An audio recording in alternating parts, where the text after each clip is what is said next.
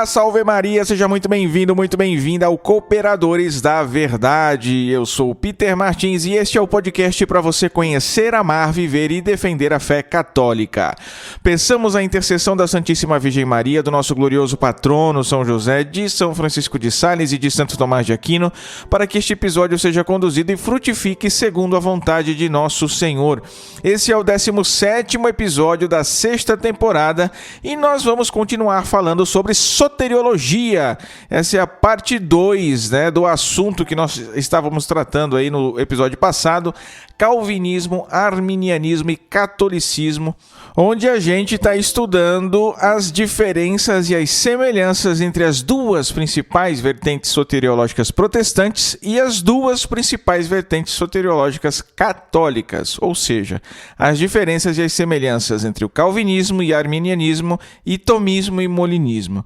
Hoje nós vamos continuar estudando o assunto que nós vimos na semana passada com relação à predestinação, hoje do ponto de vista molinista e arminiano, certo? Vamos ver aí as diferenças e as semelhanças entre os dois e vamos falar também sobre a perseverança dos santos, novamente, claro, com o grande Arthur Jordan. Tudo bem, meu caro? Olá, meu irmão. É uma grande alegria estar aqui novamente. Eu espero que o primeiro episódio do podcast sobre este tópico, aliás, sobre a diferença entre calvinismo e arminianismo, dando o comentário católico, tenha sido útil, o pessoal tenha gostado, e aí a gente vai continuar agora se aprofundando um pouco mais, né? Muito bem, temos alguns recados aqui, hein, gente? Olha só, dia 30, segunda-feira, tem Masterclass Santo Agostinho de Herégia, Defensor da Fé, com o grande professor Joel Gracioso, lá no nosso Instagram, hein?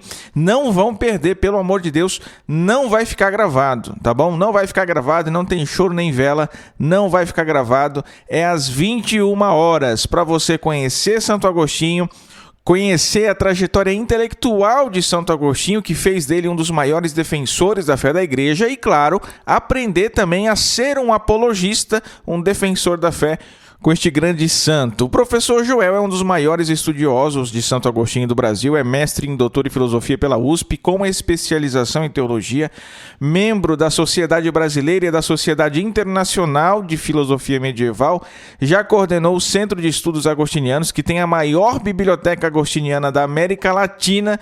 Então, assim, é um monstro, um grande intelectual e vai estar presente, dando de presente uma porção do seu conhecimento para a gente nessa Masterclass, tá? Não dá para perder, anota aí na agenda para não esquecer, dia 30 de agosto, 21 horas, lá no nosso perfil do Instagram, @oscooperadores. No mais, claro, acesse aí o nosso site, cooperadoresdaverdade.com, siga a gente lá no Instagram, no YouTube, nos nossos grupos de WhatsApp, Telegram, porque assim você não perde nenhum conteúdo que a gente faz por aqui. O link para tudo isso está no post desse episódio lá no nosso site. Agora sim, vamos chamar o Arthur de volta, porque tem muita coisa para a gente conversar. Calvinismo, arminianismo e catolicismo, parte 2.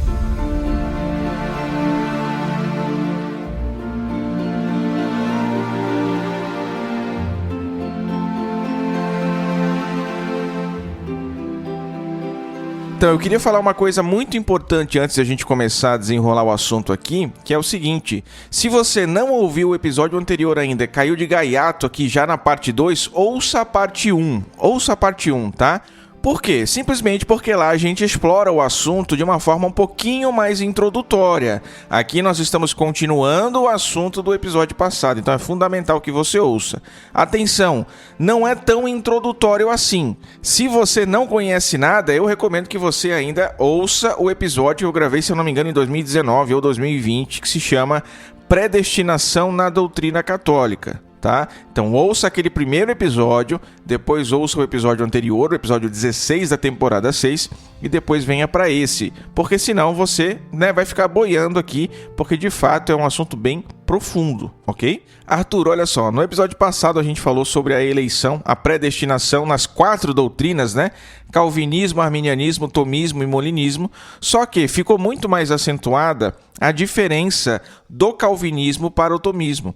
E o pessoal veio me cobrar. Poxa, Peter, tem que falar mais sobre o molinismo e o arminianismo, vamos entender melhor as diferenças e as semelhanças. Então, eu queria começar por aqui, pode ser? Vamos lá? Perfeito, então vamos lá.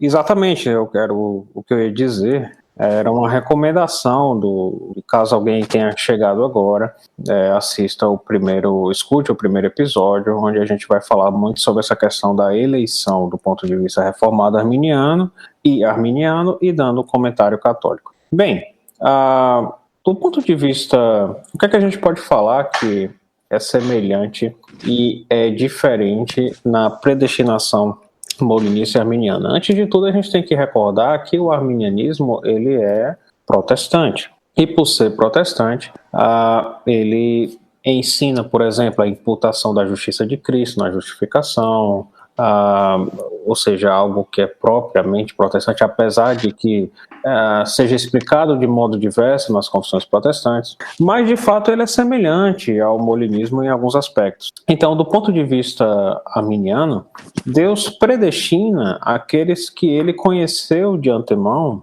né, assim, o foreknowledge, né, conheceu de antemão, que seriam obedientes ao chamado divino à fé e à conversão.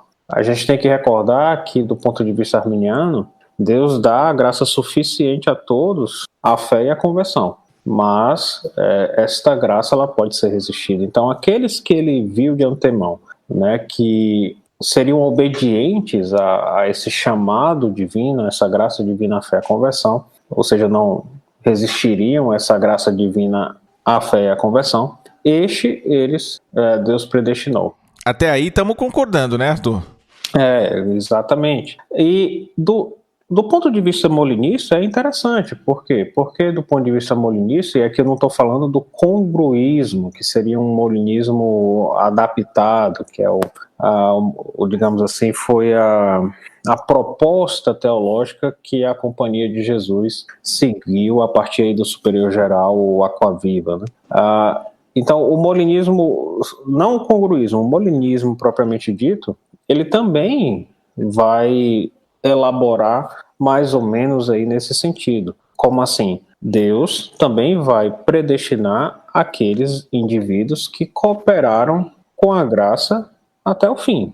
O foco aqui não será tanto de dizer a fé e a conversão, é claro que isso está envolvido, mas cooperar com a graça até o fim, aqueles indivíduos que cooperaram com a graça até o fim, estes serão os predestinados. A diferença, sobretudo, do molinismo para o arminianismo, está na explicação. O arminianismo vai falar isso, né? Aqueles que Deus conheceu de antemão, seu conhecimento é perfeitíssimo, e que foram obedientes ao chamado divino à fé e à conversão, estes são os predestinados. Aqueles que resistiram à graça são os réprobos. O molinismo, o que caracteriza propriamente o molinismo é justamente a questão da ciência média. Eu vou tentar explicar aqui de uma forma, vou tentar ser didático, não sei se eu vou conseguir, mas vou tentar. Vamos lá, peguem os lenços que o cérebro vai escorrer pelo nariz, hein? Isso. Perfeito. Então, de modo didático, tentando ser didático, Deus sabe como o homem ele se comportaria em qualquer ordenamento de graça. Deus sabe como o homem se comportaria em qualquer ordenamento de graça. Ordenamento de graças no sentido de que Deus dá uma graça, depois dá outra, depois dá outra. Então, a ciência média é isso. É este conhecimento que Deus tem de como o homem se comportaria em qualquer ordem de graças que ele desse. E aí, com base nesse conhecimento, Deus escolheria uma determinada ordem de graça. Tendo escolhido essa ordem de graças, ele irá predestinar aqueles indivíduos que cooperaram dentro dessa ordem de graça até o fim. Estes serão os predestinados, aqueles que rejeitaram a graça até o fim dentro dessa ordem de graça que Deus determinou, serão os réprobos. É chamado de ciência média, ou seja, este conhecimento de ações futuras que não aconteceram, mas que poderiam ter acontecido caso certas condições fossem cumpridas, é chamada de ciência média, esse termo aqui médio, porque seria uma ciência, um conhecimento em Deus que estaria entre a ciência necessária, ou seja, o conhecimento de Deus, de suas ideias, e a ciência das coisas externas a Deus. Então, conhecimento interno a Deus e um conhecimento externo a Deus. A questão é que os tomistas, eles negam que haja esse tipo de conhecimento, né, que preceda os decretos de sua vontade. Ou seja, os tomistas, eles vão afirmar que Deus conhece as ações livres futuras da criatura livre, né, nos decretos de sua vontade, ou seja, as ações livres futuras nos seus decretos absolutos, as ações futuras condicionadas, essas que poderiam ter acontecido caso certas circunstâncias fossem cumpridas, nos decretos condicionados ou decretos hipotéticos. Então, essa é o ponto que difere o molinismo do arminianismo, do tomismo, etc. É esta questão, a ciência média, ou seja, em primeiro lugar, Deus sabe como cada criatura poderia se comportar em todas as circunstâncias possíveis. Em segundo lugar, Deus sabe como cada criatura se comportaria em todas as circunstâncias se elas se realizassem ali, fossem feitas atuais. Essa é a ciência média, está no meio termo. Então, o terceiro ponto seria, à luz desse conhecimento dado pela ciência média, né, de como a criatura se comportaria em todas as circunstâncias se elas se realizassem, Deus decide realizar um determinado ordenamento de graça. E assim, ele, pela ciência de visão, ou ciência das ações livres futuras, ele sabe como cada criatura irá se comportar naquelas circunstâncias criadas. Tem um livro do William Lane Craig, que é o The Only Wise God, né, que eu não sei se os nossos ouvintes sabem, mas tem protestantes que se declaram molinistas, né? E aí ele coloca em 3 pontos.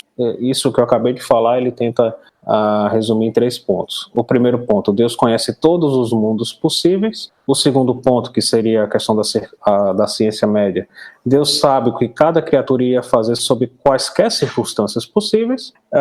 E aí ele escolhe criar um determinado mundo. A partir dessa criação, ele conhece, então, as ações livres futuras do homem para aquelas circunstâncias que ele criou.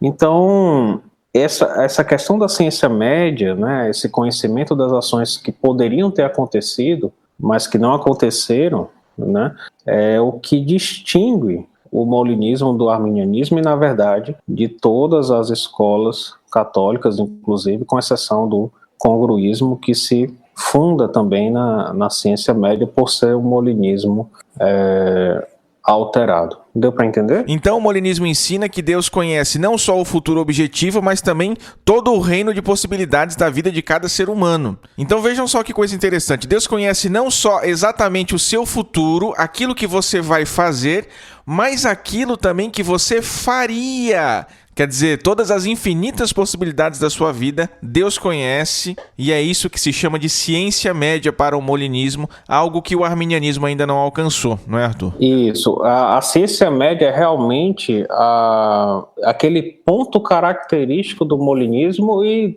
também pode-se dizer do congruísmo, entende? Sim, sim. Então, em tudo mais, a gente pode dizer que concordamos, né? Estão em quase tudo ou mais, é uma concordância bastante grande, como de fato foi dito no último episódio. O arminianismo ele está muito mais próximo da fé católica do que o calvinismo. Então vamos caminhar um pouquinho aqui na nossa pauta. O assunto agora é perseverança dos santos, que é uma consequência natural da eleição, da predestinação, né? Se Deus escolhe alguém, se Deus elege alguém, a gente entende, claro, que essa pessoa vai perseverar até o fim, ou não.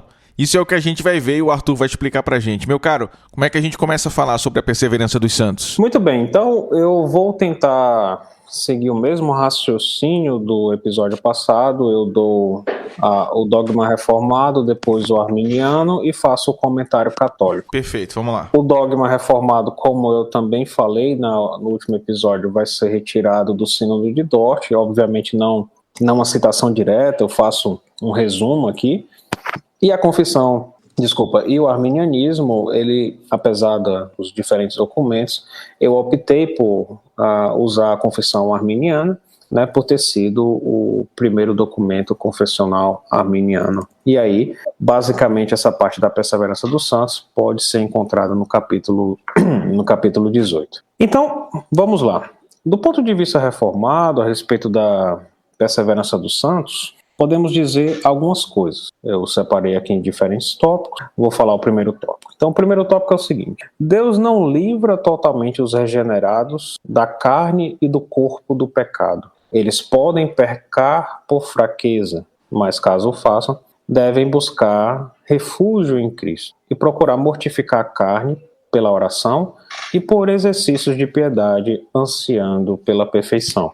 Do ponto de vista arminiano, os crentes de fato podem pecar por fraqueza e devem buscar refúgio em Cristo, tendo um arrependimento sério. Então, aqui, do ponto de vista católico, a gente concorda em muita coisa. Obviamente, o justo, uma vez justificado e regenerado, cremos que o batismo regenera, eles podem pecar por fraqueza. Diríamos que é um pecado que não leva à morte, como fala São João na primeira epístola.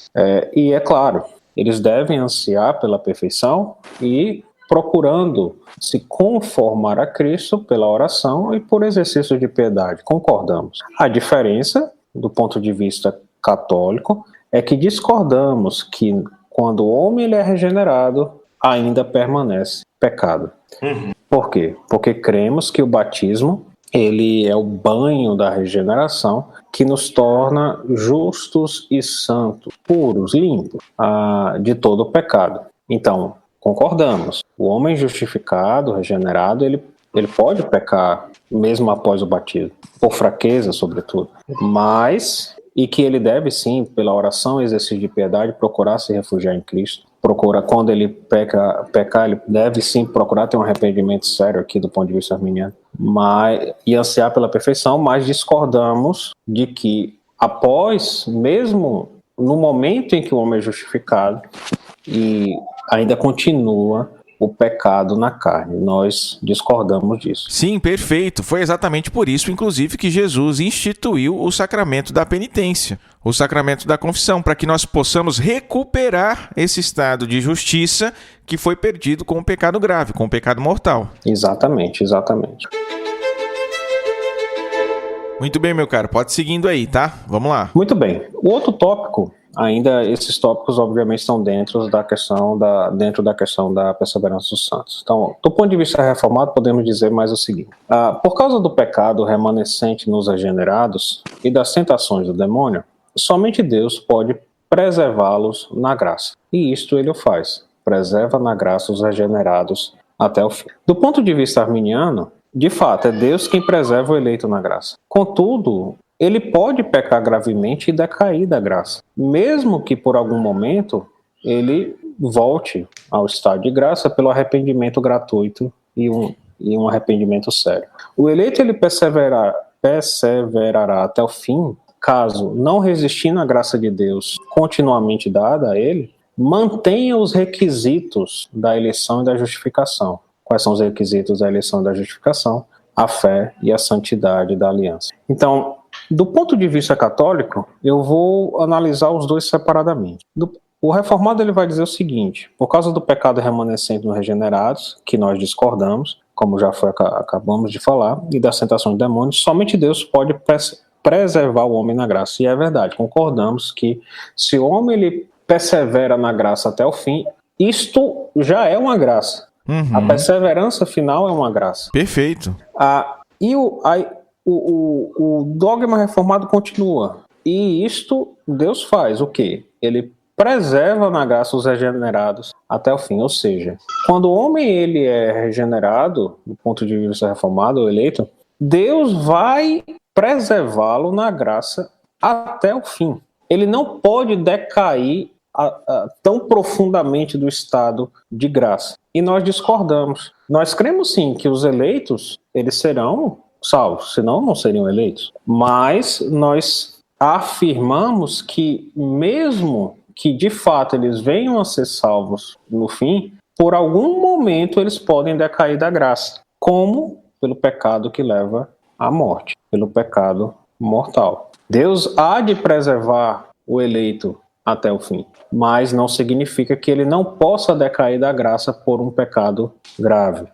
Já isso do ponto de vista católico, analisando aqui o ponto de vista arminiano, é Deus quem preserva o eleito na graça, e o eleito ele pode pecar gravemente e decair da graça, mesmo que por algum momento volte a ela pelo arrependimento gratuito e sério. Concordamos. Ele pode pecar gravemente e decair da graça, mesmo que por algum momento, mesmo que se dê por algum momento e ele volte, né, pelo arrependimento gratuito, seja restaurado pelo arrependimento gratuito e sério. Concordamos. Agora discordamos do seguinte: o eleito perseverará até o fim, caso, não resistindo à graça de Deus continuamente dada, mantenha os requisitos da eleição e da justificação, fé e santidade de aliança. Ou seja, o eleito ele vai perseverar até o fim caso ele mantenha os requisitos da sua eleição e da sua justificação, que é o quê? Fé e santidade da aliança. Aqui nós discordamos em um ponto, talvez um detalhe aqui, sobretudo, que é o quê? Não é, do ponto de vista católico, agir um pecado grave não necessariamente vai significar uma perda da fé verdadeira. Até porque se ao pecar gravemente perdêssemos a fé verdadeira, não iríamos nem nos confessar. Ao pecar gravemente, morre o que dentro de nós? Morre a caridade. Mas não, a fé ela é perdida pelo quê? Pela apostasia, não é isso? Mas discordamos aqui desse detalhe. E tem um outro detalhe que, na verdade, esse detalhe eu ainda não parei para meditar, mas que ele aparentemente, para mim, ele está indicando um ponto em que nós também discordamos, que é o quê? Do ponto de vista arminiano, o eleito perseverará até o fim, caso mantenha o requisito da eleição. Parece-me que nós discordamos pelo seguinte motivo: quando Deus elege o homem, seja do ponto de vista tomista, seja do ponto de vista molinista, ele está ali, ele elegeu desde toda a eternidade. Então, mesmo que o homem ele peque gravemente, a sua eleição ainda estará lá, entende? Sim, Arthur, sim. Consegue entender o que eu quero dizer? Então, desde toda a eternidade, Deus elegeu. E aqui, do ponto de vista arminiano, o eleito perseverará até o fim, caso mantenha os requisitos da eleição. Parece-me que não, do ponto de vista católico, nós discordamos. Porque mesmo que ele peque gravemente, e aí ele passa um tempo inimigo de Deus e volte a ele, justamente por ele ser um eleito, senão ele não seria eleito, né, se não fosse salvo até no fim. Mas mesmo que ele peque gravemente, ele é um eleito, entende? Uhum. Então eu penso que eu não cheguei a meditar nesse ponto específico, mas parece-me um ponto em que nós discordamos. Então, sobre esse segundo tópico, eu espero que tenha dado para entender. Sim, a sua questão é que, do ponto de vista arminiano, se a pessoa caísse em pecado mortal, é como se ela perdesse as condições da eleição, seria? Isso, perdesse os requisitos da eleição e da justificação. Nós até concordamos que pelo pecado grave ela deixa de ser justificada. Perfeito, ela deixou de ser justificada, mas não parece-me dizer muito, do ponto de vista católico, perder os requisitos da eleição, porque a eleição foi feita desde toda a eternidade, e mesmo que ele peque gravemente, ele ainda será um eleito, porque mesmo que por um tempo ele permaneça afastado de Deus, ele, pela graça de Deus, ainda há de voltar para Deus a partir de um arrependimento sério e gratuito, entende? Sim, não. Sem contar que os decretos de Deus são eternos, né? Não mudam. Então faz muito mais sentido essa visão mesmo. Agora, o que a gente tem que ver é se realmente os arminianos pensam dessa forma, né? Pode não ser. Então fica aqui o nosso disclaimer. Se você é arminiano e está nos ouvindo, comente aí, não fique bravo com a gente, não xingue a gente, tá?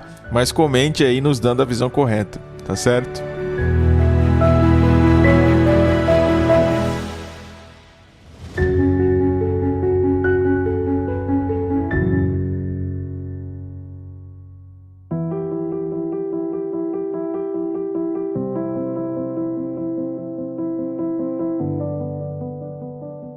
Muito bem. Então, um outro tópico que temos aqui é o seguinte, do ponto de vista reformado, né?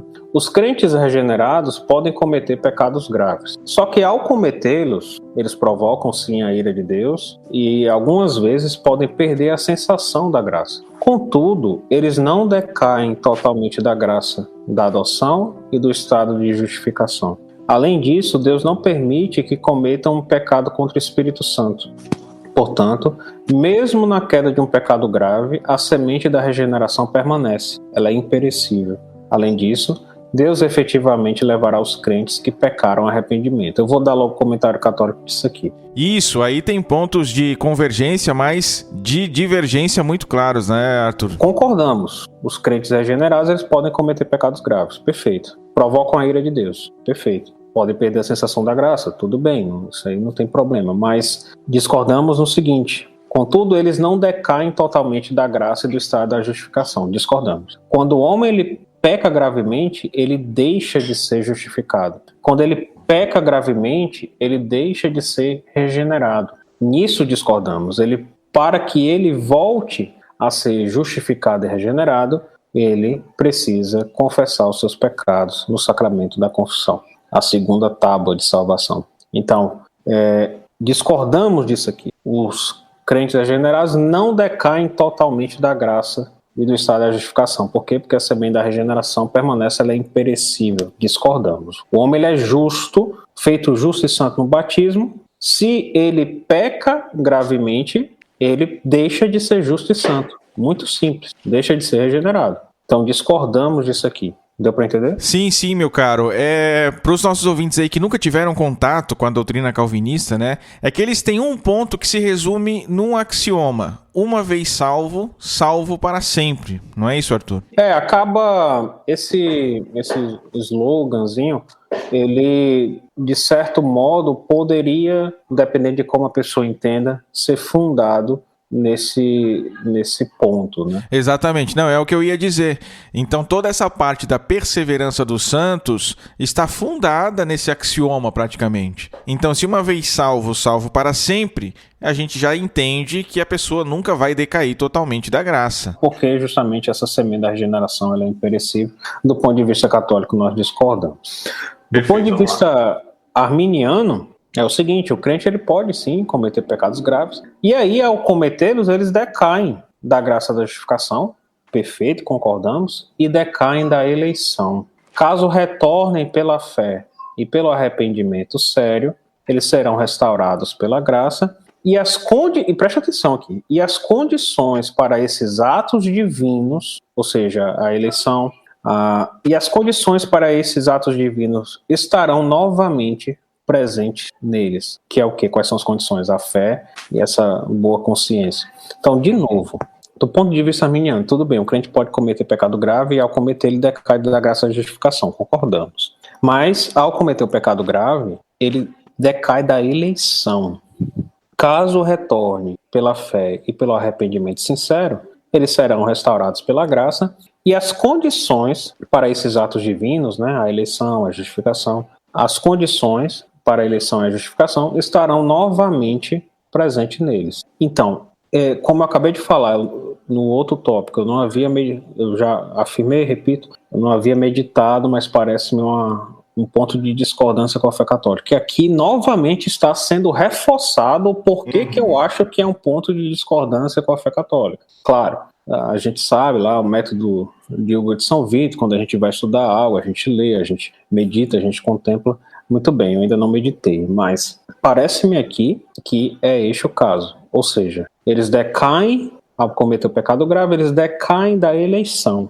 E nós, do ponto de vista católico, não pensamos isso quando o homem comete um pecado grave. Quando o homem justificado, vamos dizer que é um eleito, justificado, ele cometeu um pecado grave, ele deixou de ser justo, mas não eleito. Ele, por algum tempo, ele estará longe de Deus, mas em algum momento ele será restaurado pela graça e perseverará até o fim pela graça e entrará no céu, por isso que ele é eleito. Então, não afirmamos que um homem decai da eleição, mas que decai da justificação, da graça da justificação. Deu para entender por que eu acho que é um ponto de diferença, exatamente como eu falei no tópico passado? Sim, novamente entra aquela coisa, né? Os decretos divinos são eternos. Eles não podem mudar. Então, realmente, sim, quem elege é Deus, né? Então, a eleição está em Deus, não em nós. Nós não podemos perder o status de eleito, porque quem nos conferiu foi Deus, né? Então, me parece... Agora tem que ver, novamente, né? Aqui fica o nosso disclaimer. Tem que ver como que o arminiano vai responder, né? A essas, vamos colocar aqui, supostas incoerências, porque me parece, de fato, uma certa falta de razão, de lógica, né? Até nas conclusões teológicas aí. Provavelmente deve ter alguma resposta, alguma saída para isso, mas de qualquer forma fica acentuada aí, enquanto isso não é resolvido para a gente aqui, fica acentuada essa discordância, né? E inclusive, o arminianismo, ele sustenta a questão de que a eleição ela é imutável, mas Sim. como coaduna com essa realidade que a gente está falando aqui, precisa, enfim, de uma elaboração teológica própria de um arminiano.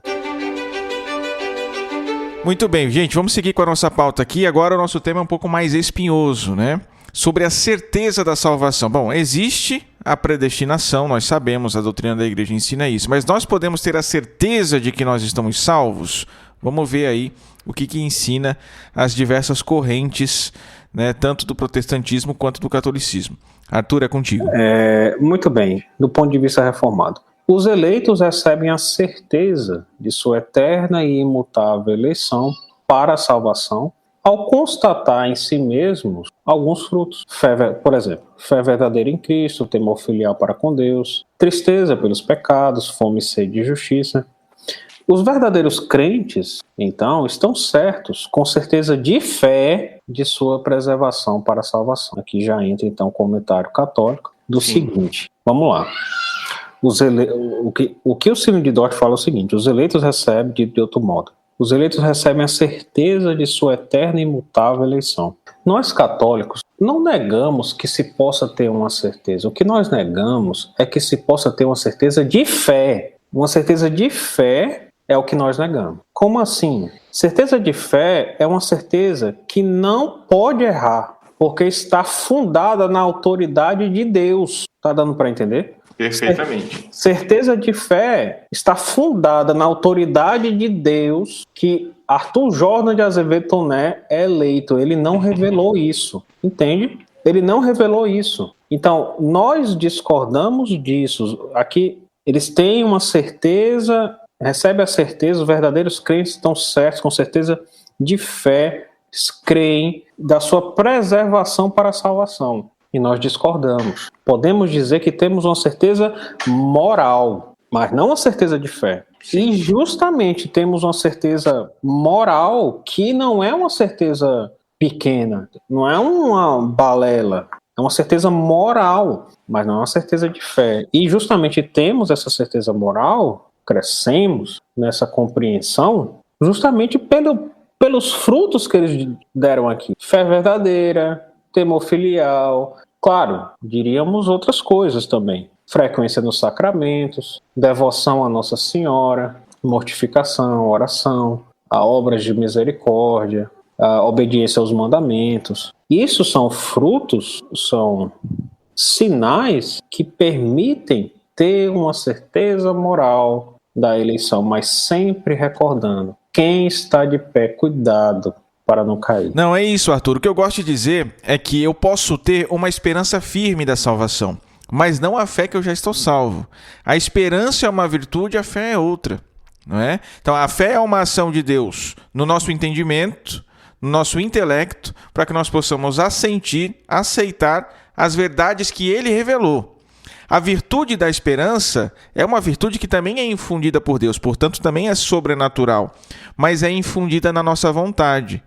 Então a esperança é aquela virtude pela qual nós confiamos com plena certeza alcançar a vida eterna e buscamos os meios necessários para chegar a ela. A esperança, ela é certa. A esperança não engana, porque o fundamento da esperança é a fé. Certo? Deus quer a salvação de todos. Deus não coloca obstáculo no caminho de ninguém. Quem coloca somos nós. Agora, a fé não revela que eu, Peter, que você, Arthur, já está salvo, que eu já estou salvo. A fé me revela que há salvação. É a esperança que vai me mover buscar a salvação revelada por Deus. Buscar essa salvação revelada por Deus. A esperança vai me mover a trabalhar a salvação com temor e tremor, como diz São Paulo. Fé e esperança não podem ser confundidas, né? São virtudes diferentes. Não podem ser consideradas assim, sem distinção nenhuma. Não, sem dúvida.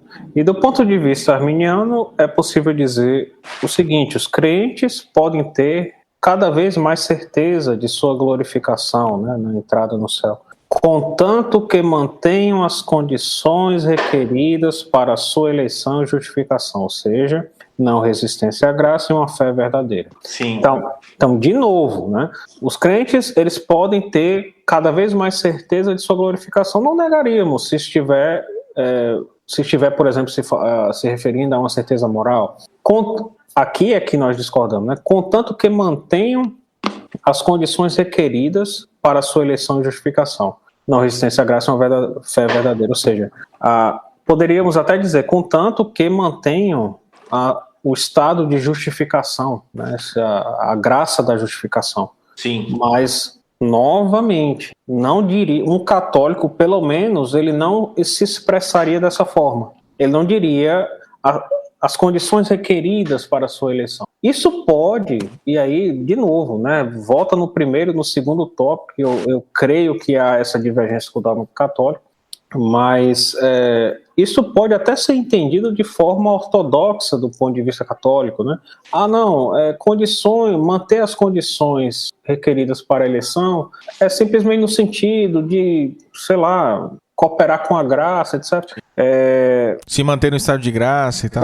Pode até ser entendido de um ponto de vista ortodoxo, e aí tudo bem, mas um católico, ele é muito difícil ele se expressar dessa forma. Não vai usar essa terminologia, né? Não, manter as condições requeridas para a eleição, isso do ponto de vista católico, e entendam aqui os nossos ouvintes, a gente está tentando dar a visão católica aqui desses pontos, porque temos ouvintes protestantes. Então é importante vocês entenderem como nós pensamos também. Então, do ponto de vista católico, dizer manter as condições requeridas para a eleição, é muito difícil entrar no nosso modo de expressar, justamente porque pensam, a eleição, seja antes ou pós previsão dos méritos, e os méritos são graças, né, mas antes ou depois, ocorreu, se é que é possível dizer dessa forma, em Deus desde toda a eternidade. Então, mesmo que eu peque gravemente e não mantenha o estado de justificação, por exemplo,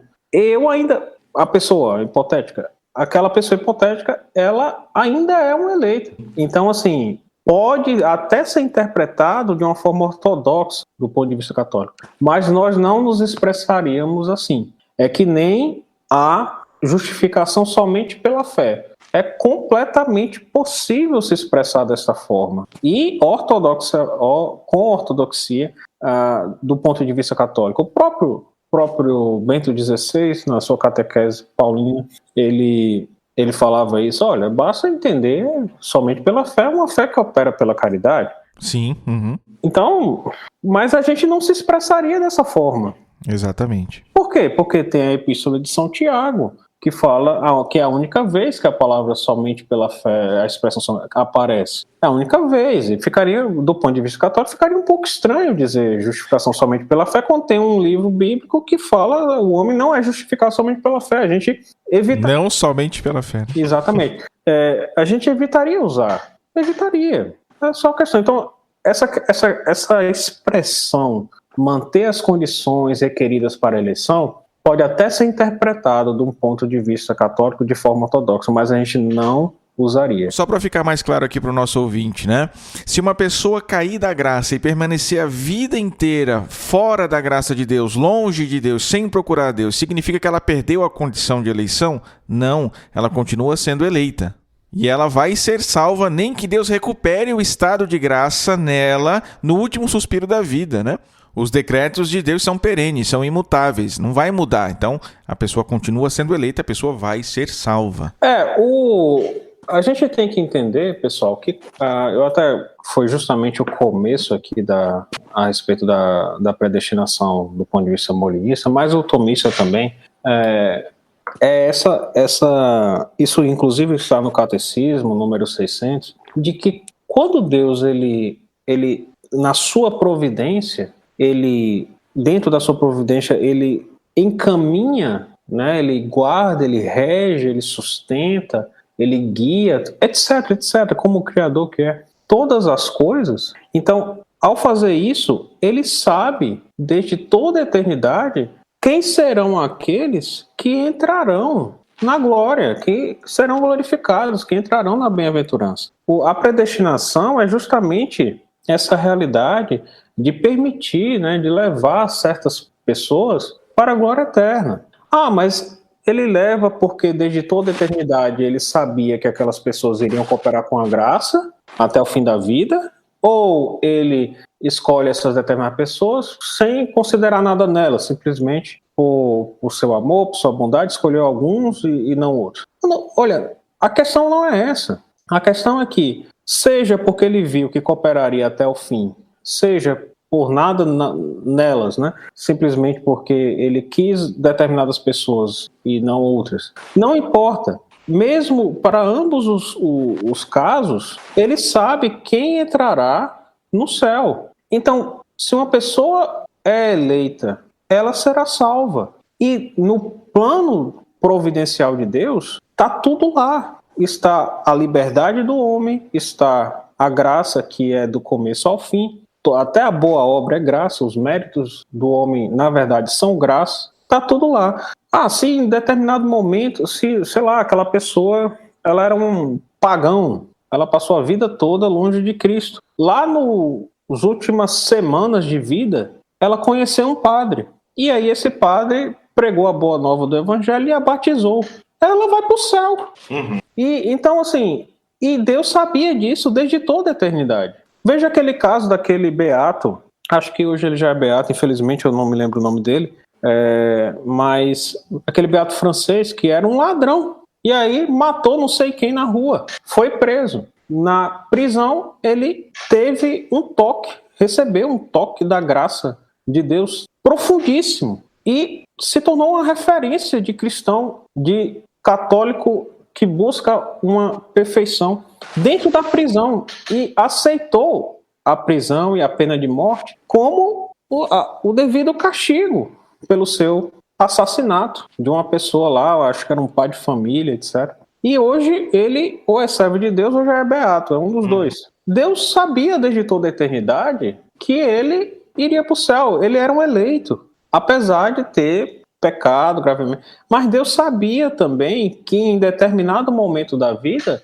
ele iria, pela graça, ser convertido e pela graça perseverar até o fim. Então, manter as condições, os requisitos de eleição não é uma expressão que um católico utilizaria. Acho que eu repeti tanto isso, espero não ter ficado cansativo. Não, tá ótimo, meu caro, tá ótimo. Inclusive, deixa eu fazer a minha apologética aqui, né, Arthur? Justamente por saber que Deus, na sua infinita sabedoria, né, sabe quem são os eleitos, ele mesmo escolhe os seus eleitos e leva-os à salvação, nem que seja no último momento da sua vida. A igreja, sabendo disso, ela nunca afirma que alguém foi para o inferno, por exemplo. Sabe? Então tem muita gente que diz, inclusive, olha, a igreja excomungou fulano, quer dizer que fulano vai pro inferno. A igreja excomungou Lutero, quer dizer que Lutero está no inferno. Não, né? A igreja nunca fala que alguém foi pro inferno, que alguém está no inferno. Por mais que nós tenhamos aí algumas revelações privadas, né? Então um santo, um beato que viu, né, Lutero no inferno, Calvino no inferno. Gente, isso aí não é objeto de fé pro católico. Quer dizer, nós não estamos obrigados a crer que essa revelação privada que fulano ou fulana recebeu são verdadeiras, certo? Não é dogmático. E a igreja sabe muito bem que a misericórdia de Deus não tem limites, né? E ainda que o inferno certamente deva estar cheio, ela não só não diz que alguém específico está no inferno, como também recomenda que nós rezemos pelas almas dos pecadores, ainda que algumas vezes para não causar escândalo de forma privada, né? Exatamente, perfeito. É realmente isso. Gente, episódio excelente, né? Conteúdo muito bom com o Arthur aqui. Certamente vocês ouvirão mais de uma vez, anotarão, né, as coisas que aprenderam para que possam memorizar, meditar depois. Mas agora é o seguinte, Arthur, sabemos que a predestinação existe. Essa é a doutrina perene da igreja. Como que a gente lida com esse aprendizado agora na nossa vida cotidiana, de oração, de trabalho na igreja? Poxa, vou na igreja todo domingo, comungo, me confesso regularmente, faço as minhas orações diárias, sou devoto da Virgem Maria, rezo o rosário. Será que eu sou um eleito? Será que Deus me elegeu desde toda a eternidade? Meus caros, vocês já pararam para pensar o quão profundo é isso? Antes de nos criar, Deus nos conheceu e Deus nos elegeu, sem mérito nenhum da nossa parte. Deus nos escolheu para que nós possamos estar unidos a Ele. Mas será que eu sou um escolhido? Será que eu sou um eleito? Será que eu vou decair da graça em algum momento da minha vida? Será que a minha mãe, os meus padrinhos, os meus amigos, meus irmãos são eleitos? Arthur, como que a gente lida com essas questões, sabendo da eleição divina? Bem, eu acho que, dito de modo simples, a gente deve colocar em prática aquele mandamento de São Pedro. Irmãos, confirmai a vossa eleição. Ou seja, como é que nós confirmamos a nossa eleição? Não no sentido, São Pedro aqui não está falando, obviamente, de uma certeza de fé. Já falamos sobre isso. Mas como nós confirmamos a nossa eleição? Pela vivência sacramental. Por uma busca de se conformar a Cristo a tal ponto que já não sou eu que vivo, é Cristo que vive em mim. Por um amor inflamado por Cristo, por um anseio de amá-lo nas pequenas coisas e fazê-las todas por amor a Cristo, em honra a Cristo, somente para a glória de Cristo. Numa devoção a Nossa Senhora, na récita, por exemplo, do Santo Terço, já falei da vivência sacramental, mas sobretudo na participação frequente da Santa Missa. Então, o católico ele não deve se preocupar, será que eu sou eleito? Será que eu não sou? Mas ele deve voltar os seus olhos não para si, porque isso é egoísmo. Ele deve voltar os seus olhos para Cristo, porque se ele começou uma boa obra, ele há de levar a cabo, desde que eu permaneça na videira, porque sem ele eu nada posso fazer. Perfeito, perfeito. Encerrando com chave de ouro.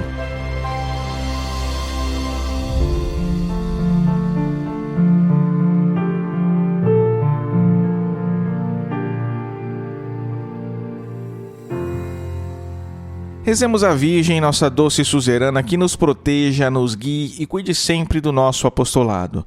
Subtum presidium confugimus sancta Dei genitrix, nostras deprecationes ne despicias e necessitatibus nostris, sed a periculus cunctus libera-nos semper, Virgo gloriosa et benedicta.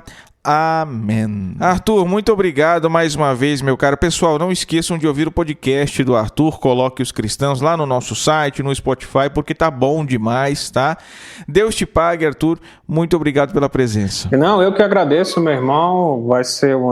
É sempre uma imensa alegria estar aqui e espero poder contribuir de outras vezes. Obrigado, viu? Chegamos ao fim do nosso episódio. Se você gostou, se você aprendeu algo novo aqui hoje, compartilhe com seus amigos, mande no grupo da igreja, da família, do trabalho, dos estudos, compartilhe nas suas redes sociais, compartilhe nos seus stories, marque a gente para que a gente possa recompartilhar também, porque isso é algo muito simples, muito rápido, muito fácil, não custa nada para você, mas pra gente muda muita coisa, nos ajuda muito, tá bom?